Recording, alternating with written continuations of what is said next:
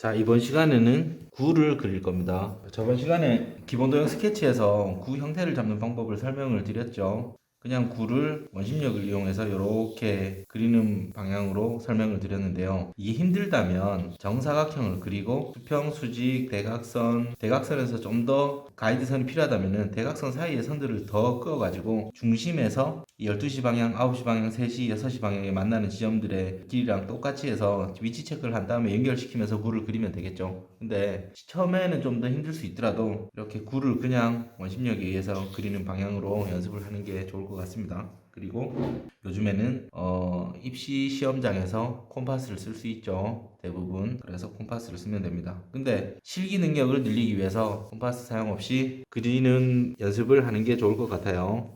자, 가이드선은 연하게 언제든지 수정할 수 있도록 구가 어느 정도 잘 나오기 전까지 그림자는 아직까지 그리지 않고 구가 완벽하게 그려지면은 그림자를 그리는 게 좋을 것 같아요.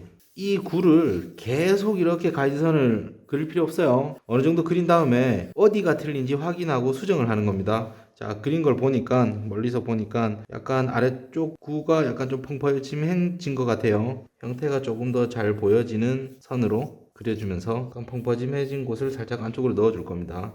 이때 주의할 점은 선이라는 게 이 직선이 있죠. 직선. 이 직선이 같은 직선이더라도 힘을 줬다가 뺐다가 줬다가 뺐다가 줬다가 뺐다가 이런 직선이면은 같은 직선이어도 꿀렁꿀렁꿀렁해 보입니다. 그래서 선의 힘 조절의 강도는 최대한 전체가 비슷하게끔 종이 돌려가면서 해도 됩니다.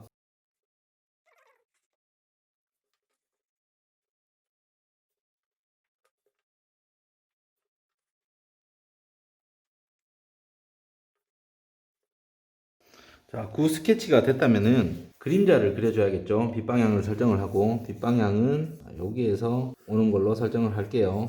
하이라이트가 여기에 생기고 그리드선이 이런 식으로 생기겠죠. 자, 어둠의 흐름이 가장 진한 부분이 여기에 생기겠고 그림자가 이렇게 생기겠죠. 양감의 원리가 하이라이트, 중간톤, 액센트가 어둠 흐름이죠. 반사광, 그림자 이렇게 됩니다. 지금부터 톤을 칠할 텐데요. 톤은 물체가 돌아가는 운동 방향으로 직선으로 그어줄 겁니다. 그리고 이 외곽에서는 곡선이 좀 나와도 곡선이 나오는 게 더 자연스럽겠죠. 형태를 따라가면서. 소면은 어두운 부분부터 칠해요. 어두운 부분을 쉽게 어둡게 끌어올리기 위해서 사비 연필을 가지고 칠해줄게요.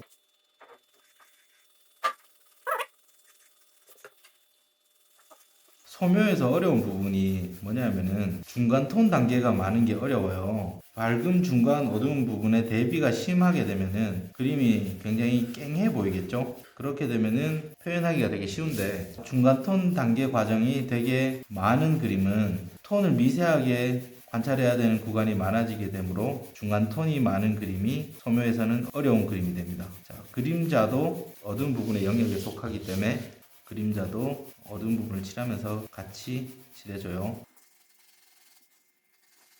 테이블 그림에서는 종이를 이렇게 간편하게 돌릴 수 있으니까 훨씬 쉬운 것 같아요. 이젤식 그림에서는 화판에 종이가 고정되어 있어서 훨씬 더 많은 선 연습이 요구가 됩니다. 그림을 진행하면서 가장 진한 부분은 항상 주변 톤보다 진하게 유지하면서 어두운 부분에서 점진적으로 밝은 부분으로 올라가는데요. 이때 선을 중첩시켜 주면서 연필의 간격을 살짝씩 벌려주는 게 좋습니다. 일정한 간격을 유지하면서 벌려주면서 여러 방향으로 교차하는 게 좋겠죠. 그래야 톤이 펴 발라져집니다. 선의 길이가 그렇게 짧지 않아요. 긴 선이 교차해서 짧은 선이 많아 보이는데 실제로는 선이 되게 길게 시원시원하게 써주고 있습니다. 사비 연필인데 진하게 안 나오네요. 연필을 차곡차곡 쌓아주면서 연필에 힘도 더 줘야 잘 쌓여집니다. 자, 어두운 부분을 칠할 때는 선 하나를 되게 잘 쓴다라고 생각하지 말고 좀 더 속도감 있게 그린다라고 생각을 하고 빨리빨리 칠해주는 게 좋을 것 같아요. 밝은 부분, 중간톤 부분에서 그림의 분위기가 좌우되니까 밝은 부분, 중간톤 부분에서 선을 잘 써주시고 자, 어두운 부분에서는 시원시원하고 속도감 있게 어두운 부분을 꾸역꾸역 어둡게 만들어주는 게 목적이라고 생각하면 돼요.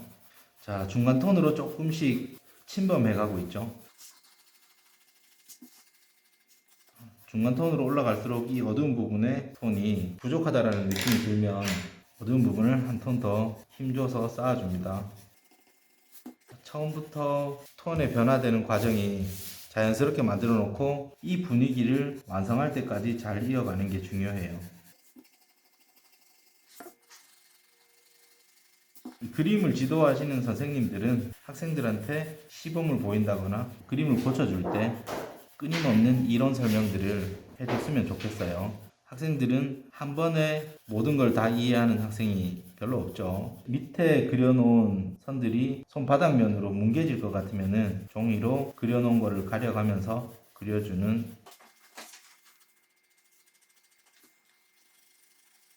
기본 도형은 기본적으로 흰 석고상을 그린다라는 생각으로 양감 연습을 하거든요. 그래서 이 물체는 흰 물체다라고 생각하고 그리면 됩니다. 자, 우리가 기본 도형을 배울 때 실물 사진을 보지 않고 이렇게 이론과 시범으로 보고 있죠. 실물로 보면 톤의 변화 단계가 사실은 잘 안 보여요. 석고로 된 정물을 사실적으로 그린다라는 느낌보다 양감에 대한 원리를 배운다라는 생각이 실물을 참고하되 실물에서 보여지는 것을 그대로 그렸다고 해서 잘 그려진 그림이 아닐 수 있어요. 자, 구에서 밑칠은 운동 방향대로 했지만 구에서 선의 방향이 꼭 이렇게만 돌아가지 않아도 됩니다. 나머지 도형도 사실은 그래요. 그래도 학생들한테 물체 운동 방향으로 칠을 해주라고 하는 이유는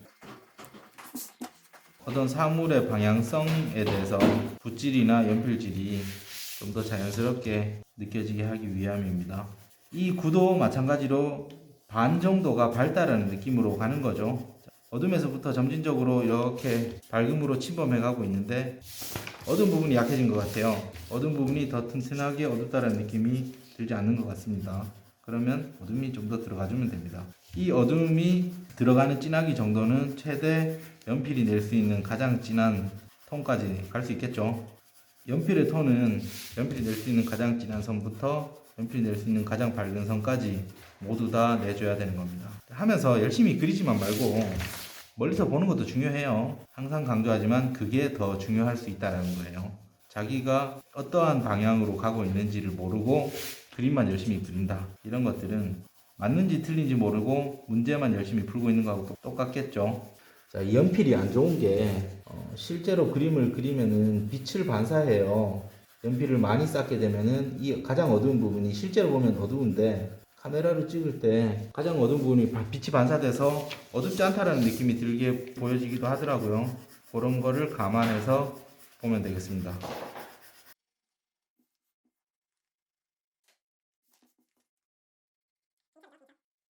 실제로 소묘를 할 때 이렇게 양감진 물체 같은 경우는 중첩을 통해서 톤의 단계가 자연스럽게 변화할 수 있도록 그려줘야 됩니다. 한 방에 어둠이 올라가는 경우도 많아요. 그거는 이렇게 양감지지 않은 물체에 속하게 되겠죠.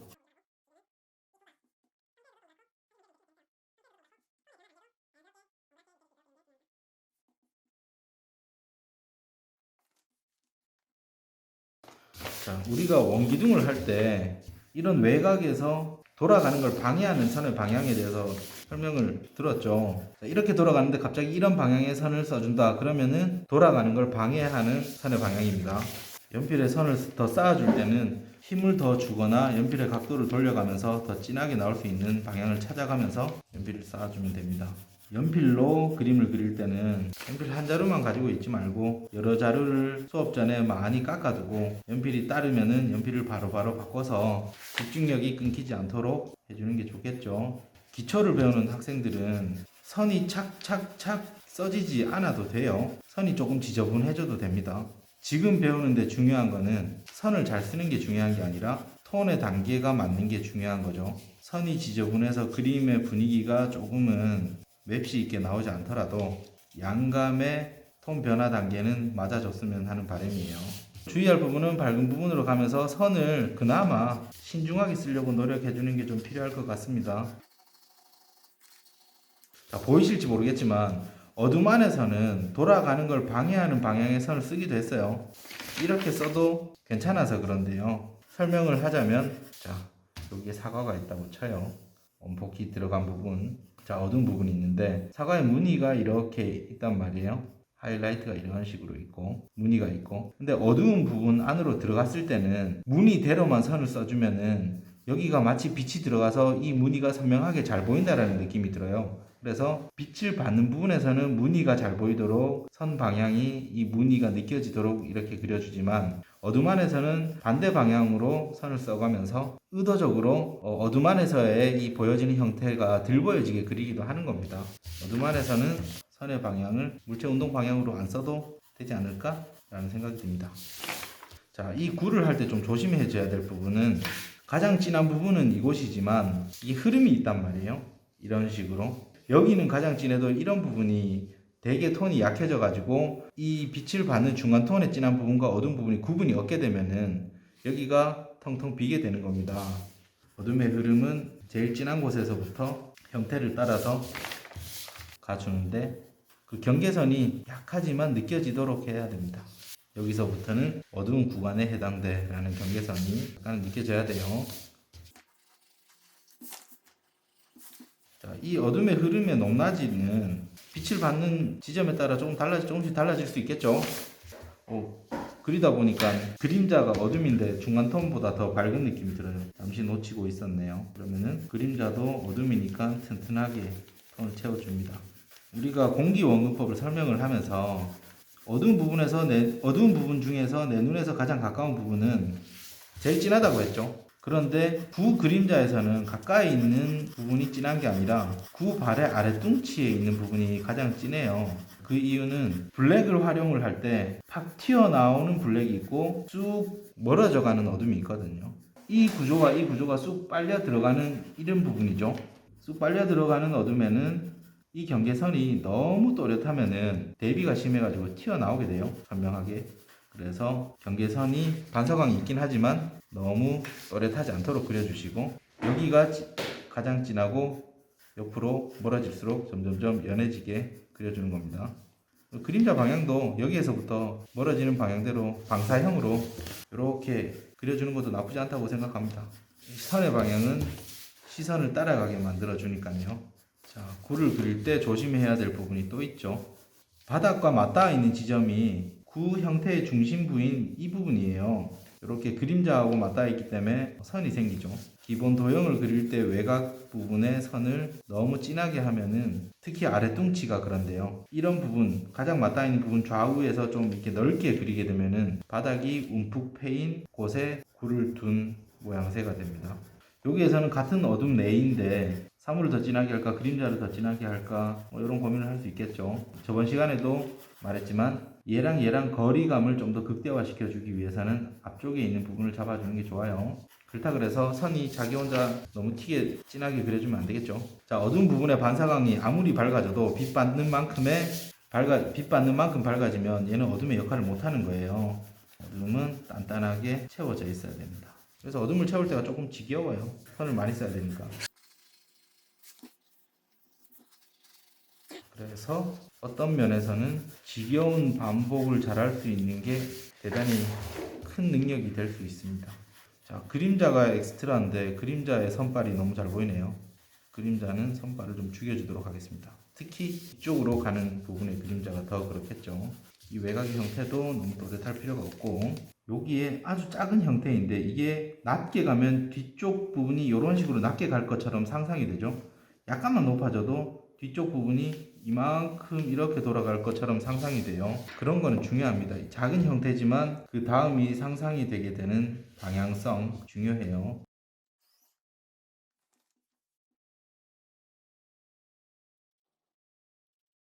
자, 예전의 소묘는 회화 기반으로 표현하는 소묘 같은 경우는 소묘를 하면서 사물의 가진 성질도 표현을 해주며, 그리고 내가 사용하는 어떤 재료가 가진 특성도 표현을 해주며, 뭔가 똑같이 그린다라기보다 좀 더 맛깔스러워 보일 수 있는 요소들을 첨가해주며 이렇게 그렸거든요. 그래서 되게 실제보다 풍성해 보여지는 것들을 추구하고 했었는데, 디자인에서 요구하는 소묘는 사실 표현이에요. 실제처럼 보여지는 것.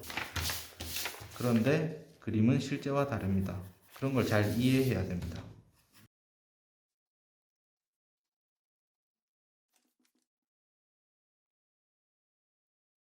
그림을 빨리 그리는 요령을 설명을 하자면 일단 실수 과정이 적어야겠죠. 그림이 진행되는 과정이 습관이 잘 들여져 있으면은 그림이 엎치락 뒤치락 하지 않습니다. 그림을 빨리 그릴 수 있는 거는 분량이 말해줘요. 많이 그려본 사람들이 빨리 그릴 수 있는 노하우가 있죠. 별것 아닌 이런 소묘에서도 많이 그려보면 톤의 단계를 잘 볼 수 있고 형태도 훨씬 더 잘 볼 수 있고 소재를 봤을 때 이 그림이 어떤 식으로 진행되면 좋겠다라는 것도 훨씬 더 잘 파악할 수 있겠죠. 그래서 그림은 이론으로 그리는 게 아니라 연습으로 그리는 겁니다. 그림을 그릴 때 이런 설명했던 이론과 어떤 노하우들을 전부 다 머릿속으로 기억하려고 하지 않아도 돼요. 연습을 통해서 손에 익혀두면 표현할 수 있으면은 아는 게 되는 겁니다. 저는 직업이 학생들 가르치는 거라 알고만 끝나면 안 되겠죠. 그런데 배우는 학생들은 이런 내용을 기억하기보다 그려낼 줄 알면 그 다음을 배워야겠죠. 볼 줄만 알고 입으로만 얘기할 수 있으면 대학 못 가요. 입으로 얘기 못해도 그릴 수 있는 게 중요해요. 왜 틀렸는지 정확히 설명은 못하지만 이게 맞는 것 같은데 라고 해서 고쳐서 그렇게 맞아지는 게 훨씬 더 중요하다는 얘기죠. 하지만 강사쌤들은 알아야 됩니다. 자, 밝은 부분으로 왔는데요. 지금까지 어두운 부분부터 사비로 대부분을 해왔고 지금 밝은 부분에 다다랐는데도 사비로도 힘 조절로 이렇게 할 수 있어요. 연습을 많이 하면은 연필 한 자루로도 다 되죠. 그런데 굳이 그렇게 고집할 필요는 없어요. 연필을 바꾸면 됩니다.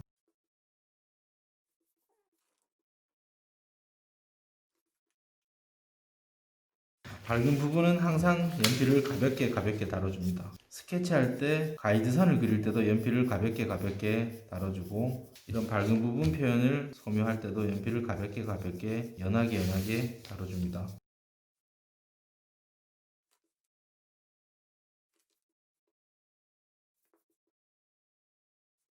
자, 밝은 부분의 외곽에서는 톤이 슬쩍 더 들어가줘가지고 뒤로 쏙 넘어간다는 느낌이 잘 들어줘야 되겠죠. 밝은 부분은 시간이 오래 걸리진 않지만 신중함을 요하죠. 처음에 연필이 익숙하지 않을 때는 숨 참아가면서 한 선 한 선을 그었던 것 같아요.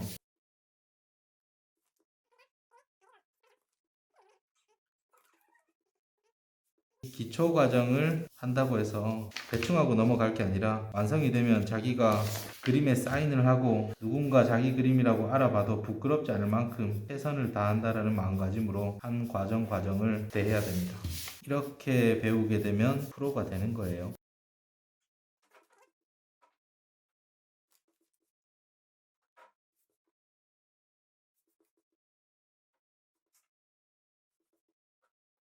그림을 정리하기 전에 멀리서 관찰을 한번 해보도록 하겠습니다. 밸런스를 찾는 거죠.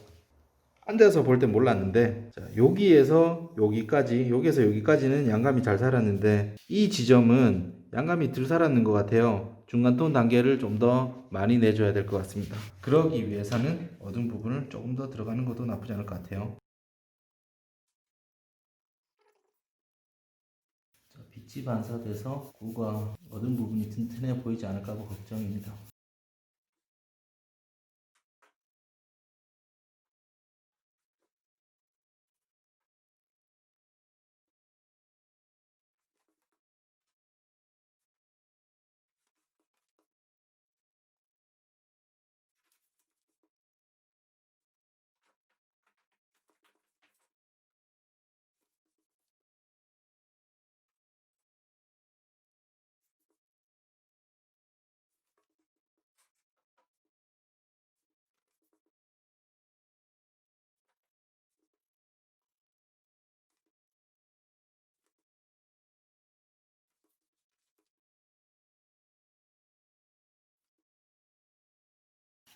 이 기초 과정을 배우는 단계는 고3인 학생인 경우보다 중학생이나 고1, 2 학생이 많겠죠. 미술이 좋아서 시작을 했겠고 고3이 되면 참 슬픈 현실이 좋아해서 시작한 그림이 경쟁을 해야 됩니다. 점수를 받는 그림을 그려야 되죠. 처음부터 이런 기초 과정을 할 때부터 너무 경쟁 의식을 가지고 누구보다 잘해야지, 쟤보다 잘해야지 이런 마음보다 자신의 부족함을 채워나가고 몰랐던 걸 알아나가는 그런 기쁜 마음으로 그림을 그렸으면 좋겠어요.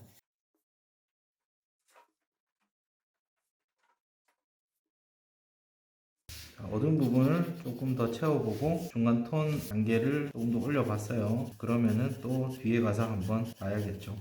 이런 조율을 할 때 안목이 생기려면 스스로 많이 비교해보고 관찰하고 생각하는 겁니다. 물론 선생님의 조언도 필요하지만 너무 많은 선생님의 의존은 본인의 안목이 안 늘 수 있어요. 충분히 고민하고 맞다고 생각한다거나 아니면 틀린 부분이 있는 것 같은데 도저히 못 찾겠다 물어보세요.